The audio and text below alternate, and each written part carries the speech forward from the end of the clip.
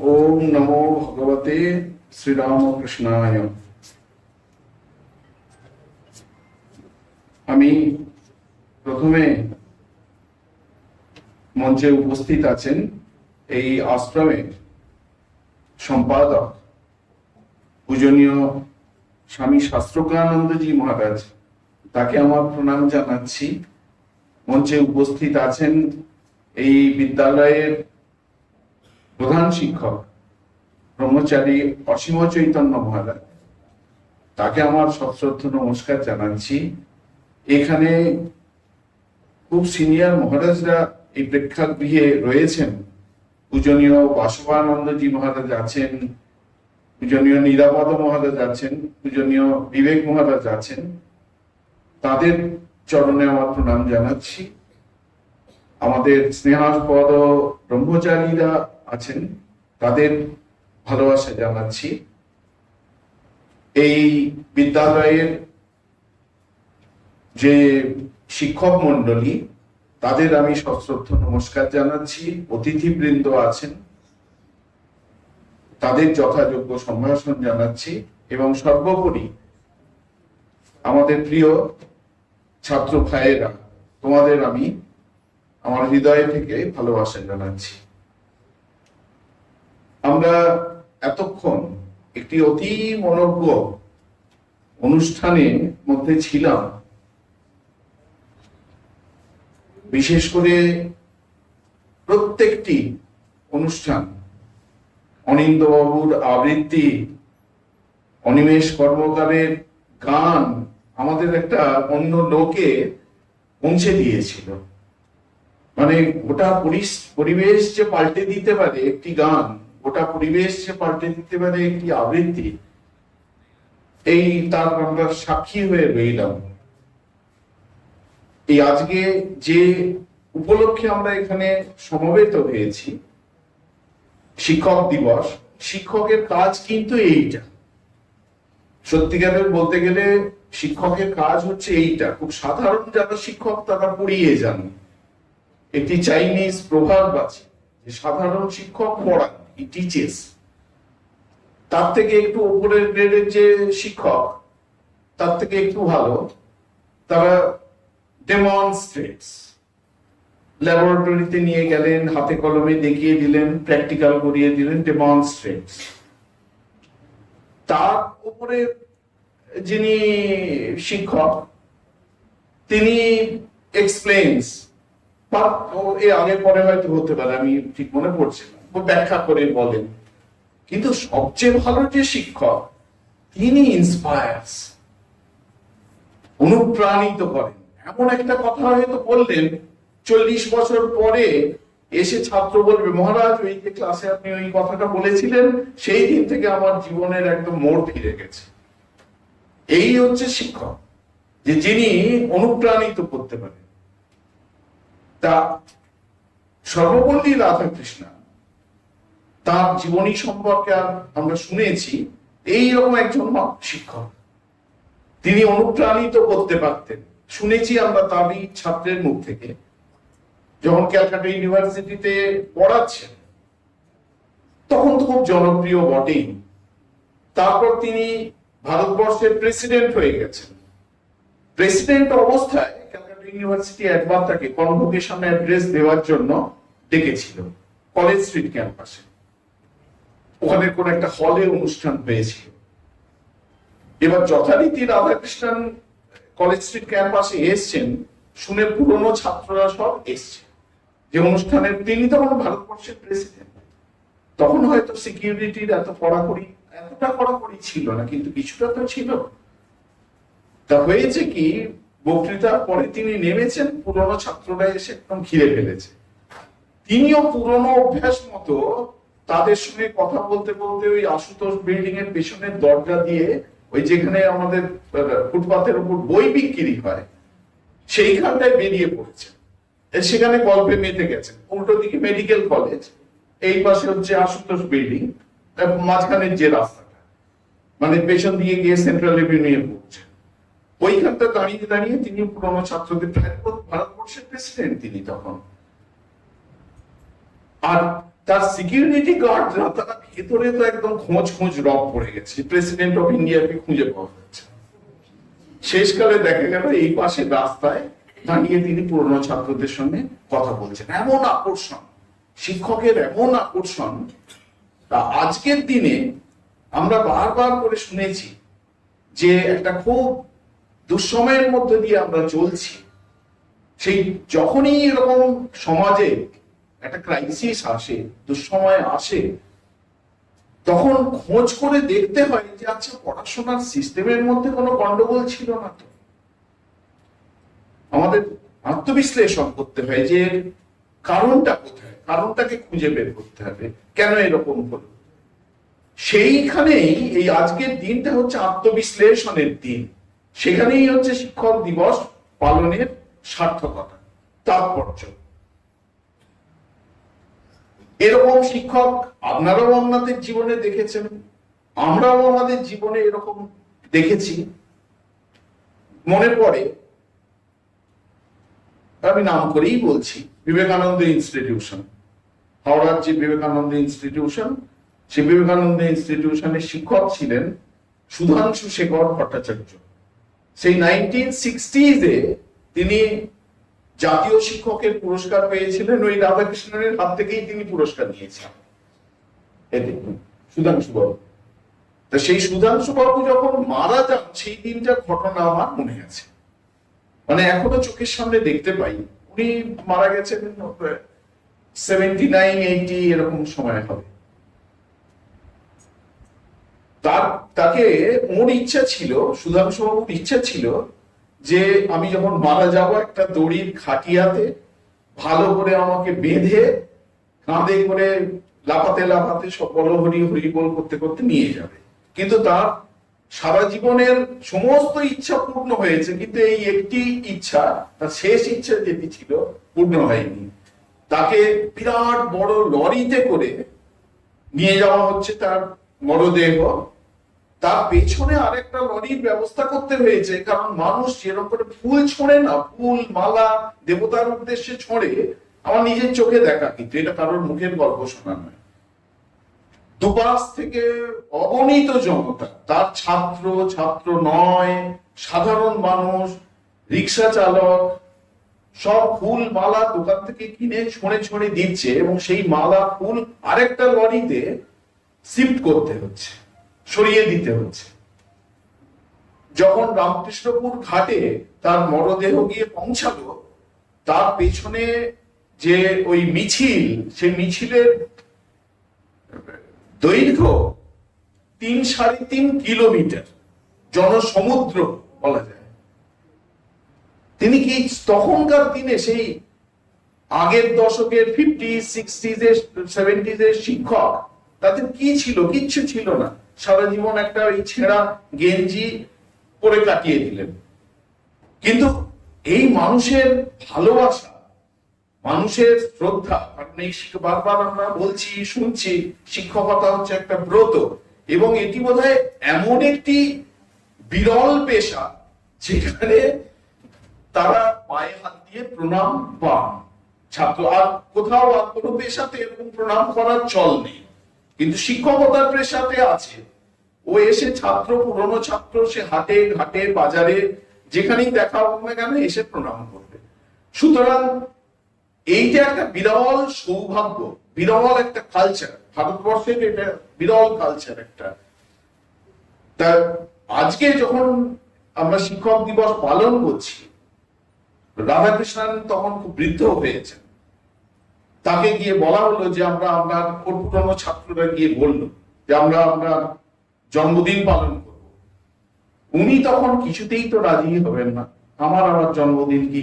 শেষকালে যখন ছাত্ররা খুব চাপাচাপি করছে, তখন তিনি বললেন না, একটি শর্তে আমি করতে পারি, এই দিনটাতে যদি তোমরা সমগ্র শিক্ষক সমাজকে শ্রদ্ধা জানাতে প্রস্তুত থাকো, তাহলে ঠিক আছে, তোমরা যা পারো করো। তা সেই থেকে ঠিক হলো যে আজকের দিনটাতে শিক্ষক দিবস পালন করা হবে। সেই মতো পরবর্তীকালে যা ডেভেলপমেন্ট আমরা সেগুলো জানি। তা এইটি আমাদের শিক্ষকদেরও সবসময় মনে রাখতে হবে যে আমাদের খুব গুরুদায়িত্ব রয়েছে। একইভাবে ছাত্রদেরও এইটি মনে রাখতে হবে যে ইনি শিক্ষক, মাস্টারমশাই, একটা অন্য রকমের। মাস্টারমশাইয়ের সঙ্গে আর কোনো কিছু তুলনা চলে না। মাস্টারমশাই মানে আচার্য।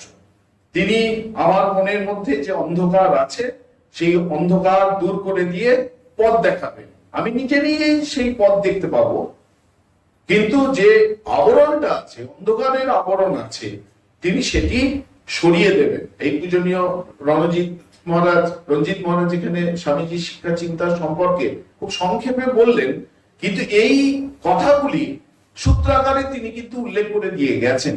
এটা যে প্রাচীন ভারতের যে ব্যবস্থা, স্বামীজি বলছেন শিষ্যকে আবার ফিরিয়ে আনতে হবে। স্বামীজি সিস্টার নিবেদিতাকে বলেছিলেন, আমরা ওই the master as I saw him সেখানে পাই এরকম। বলছেন আমার খুব ইচ্ছা হয়, প্রাচীন ভারতে একটা সিস্টেম ছিল গৃহস্থ মানুষদের জন্য।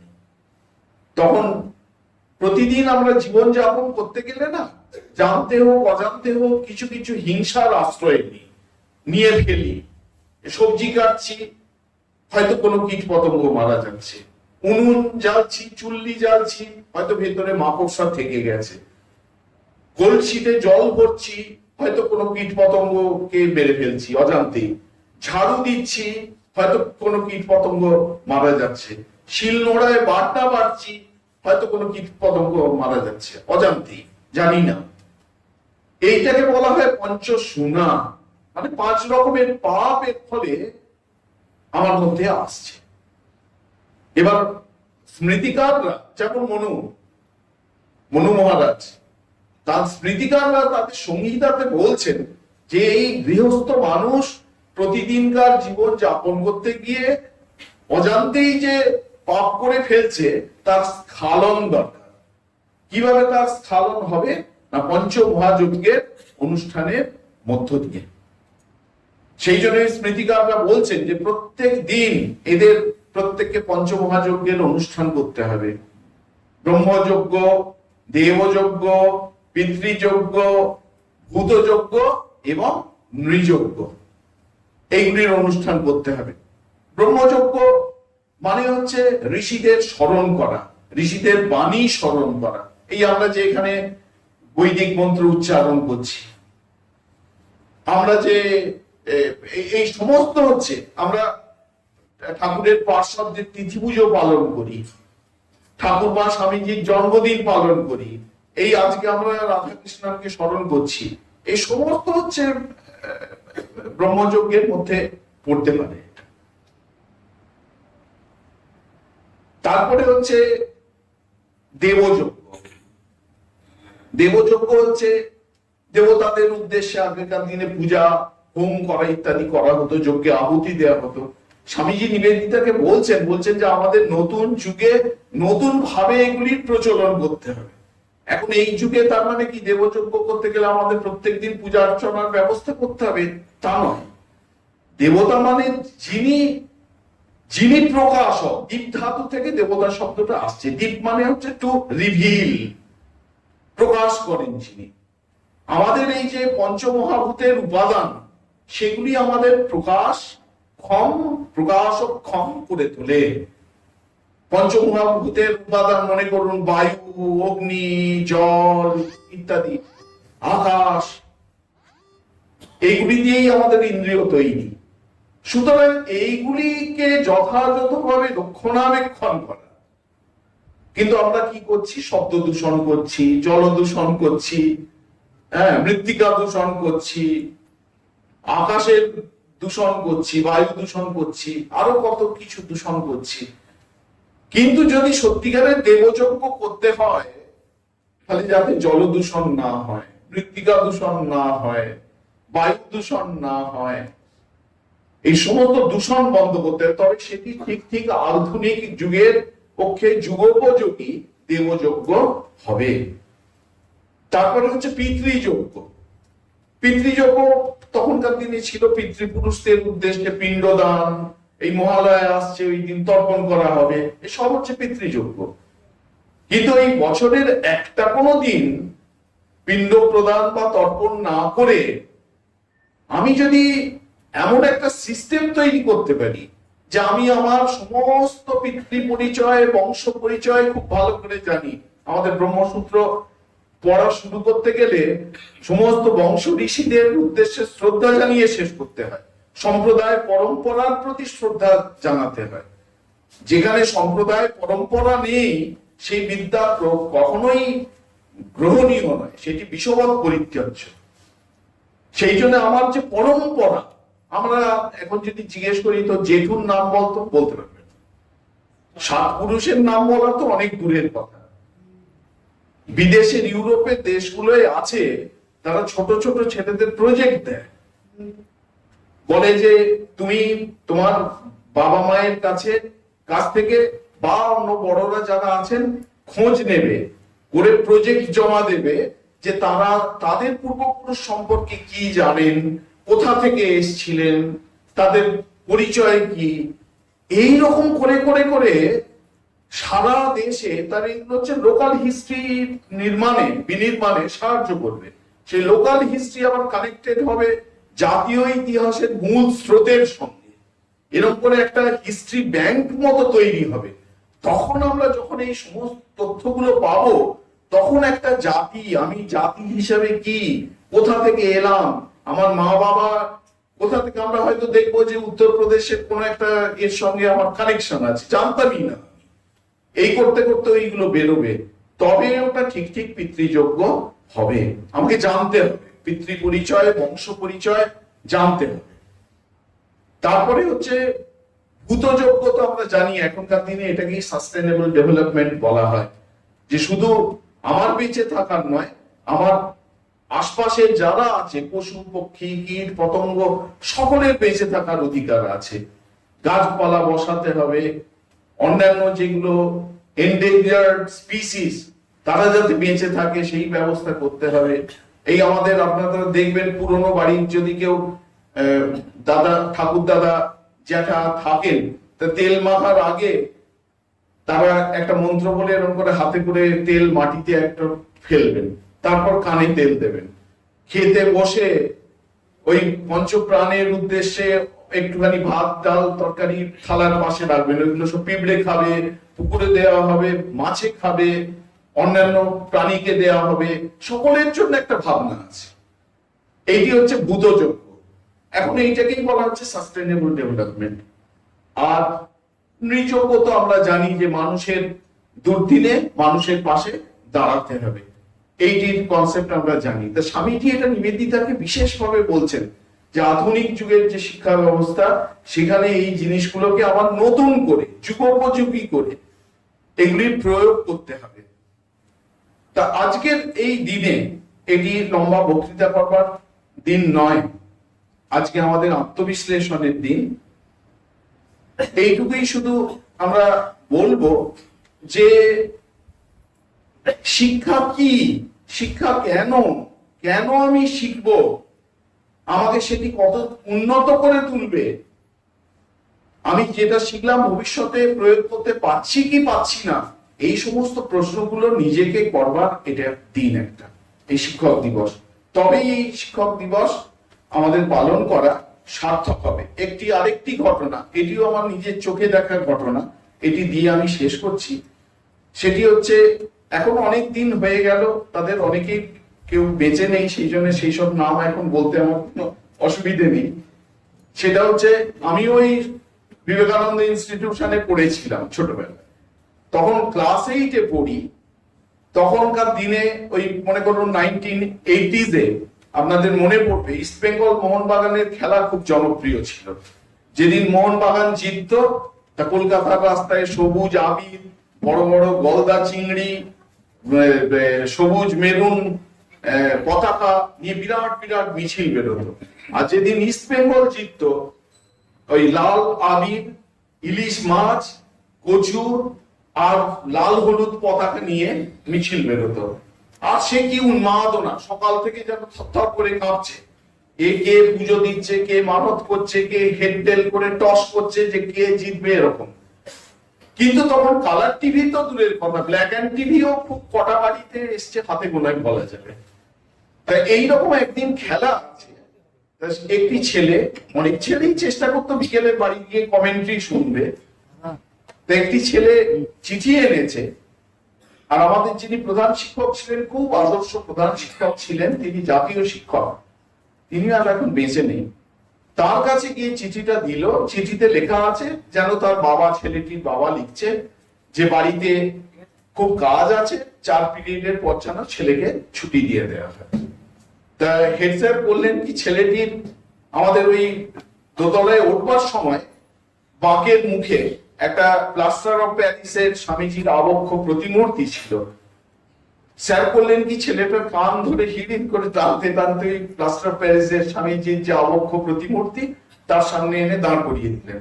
দাঁড় করিয়ে দিয়ে বলছেন, তুই স্বামীজির এই দিকে তাকিয়ে থাক, আর তাকিয়ে বল যে এই চিঠি আমি লিখিনি, আমার বাবা লিখে দিয়েছেন। সত্যি সত্যি আমার বাবা লিখে দিয়েছেন। আসলে তো বাবা লেখেননি, ও নিজেই বাবার নাম করে ওটা লিখে এনেছে। তা সেই ছেলেটি স্বামীজির মুখের দিকে এরকম করে তাকিয়ে তারপর চোখটা নামিয়ে যে ফেললো, আর মুখ তুলতে পারে না, আর টপ টপ করে চোখ দিয়ে জল পড়ছে। তা সেই হেড স্যার পরবর্তীকালে যতদিন বেঁচে ছিলেন, তার পরবর্তীকালে অনেক দিন বেঁচে ছিলেন, তিনি শেষ দিন পর্যন্ত খুব গর্ব করে বলতেন যে আমার শিক্ষকতা করা অন্তত সার্থক হয়েছে, একটা ছাত্র অন্তত তৈরি করতে পেরেছি যে স্বামীজির প্রতিমূর্তির সামনে দাঁড়িয়ে মিথ্যে কথাটা উচ্চারণ করতে পারলো না। তা এই কথা আজকের দিনে আমার খুব বেশি বেশি করে মনে পড়ছে। আমি এই আজকের অনুষ্ঠানকে উপলক্ষ করে জগতের যত শিক্ষক আছেন, আমার যারা ব্যক্তিগতভাবে শিক্ষক ছিলেন, সকলের শ্রীচরণে প্রণাম জানাচ্ছি। আপনাদেরকেও যথাযোগ্য সম্ভাষণ, কৃতজ্ঞতা জানিয়ে শেষ করছি। নমস্কার।